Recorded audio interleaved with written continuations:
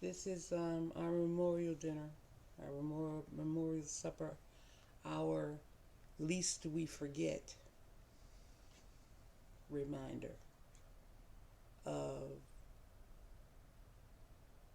God's desire, willingness to be one with us after having lost us because we weren't being very sheepish back in the day. We heard the voice of a stranger. You mean we're being sheep? Bah, bah, bah, bah, bah. We heard the voice of a stranger, and we gave into that voice, and that voice led us out of our position in the kingdom of God.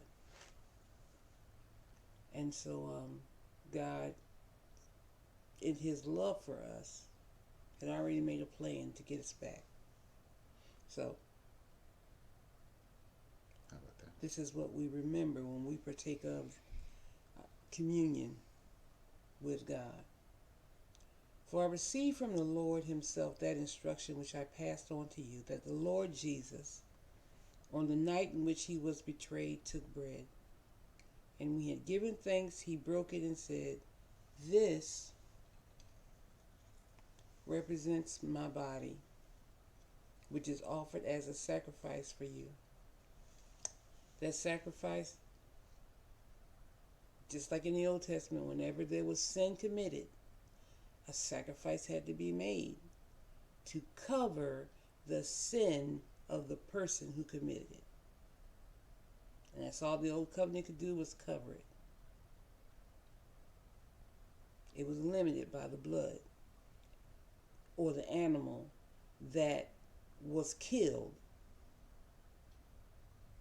to pay for the sin of the person who committed it. Okay? The body is offered as a sacrifice. Do this in affectionate remembrance of me. Take and eat all of it. Okay, I will do.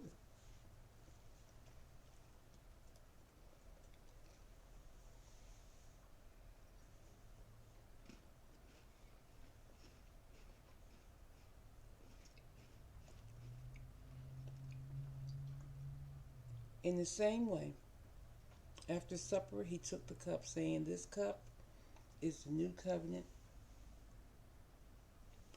ratified and established in my blood." New covenant. There was an old covenant. It wasn't good enough. New covenant, ratified and established in Jesus' blood. Do this as often as you drink it in affectionate remembrance of me. The blood that never loses its power was shed so that we could have fellowship with God without fear, without dread, open. This one, in the words of Carmen, is for you. This blood This blood's for you. is for you. Drink. I love it. Mm.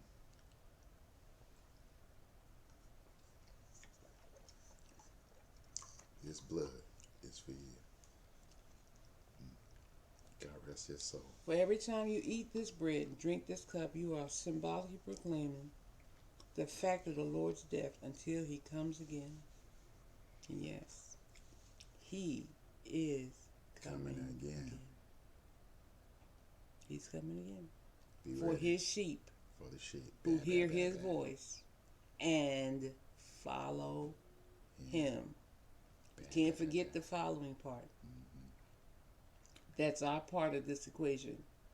He's the shepherd, we're the sheep, we hear His voice, and we follow Him. All right, so how does the Lord talk to His people?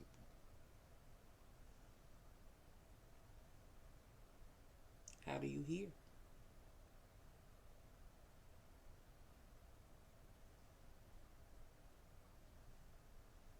How do you hear? We're spirits. Mm-hmm. He's a spirit. Mm-hmm. He speaks to you in the spirit. In the Spirit.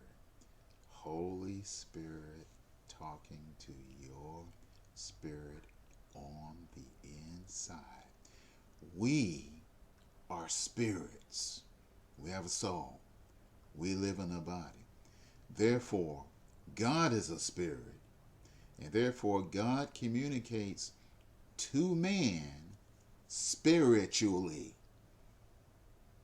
And since the Holy Spirit, the spirit of adoption, is on the inside of our spirit, he talks to us 24 hours a day. Yep.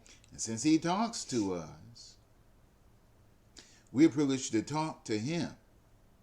It's called communing with God.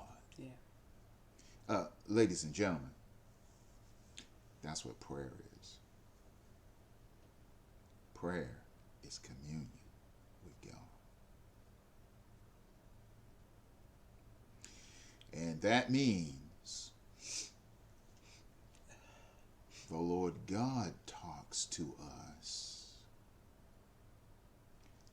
and we talk to the Lord God. Prayer is not a one-way activity.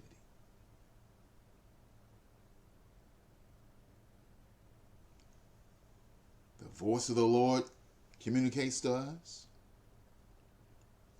We communicate to him. There's this ebb and flow. Ebb and flow. Therefore, when the Apostle Paul says, pray without ceasing, that's what he's talking about.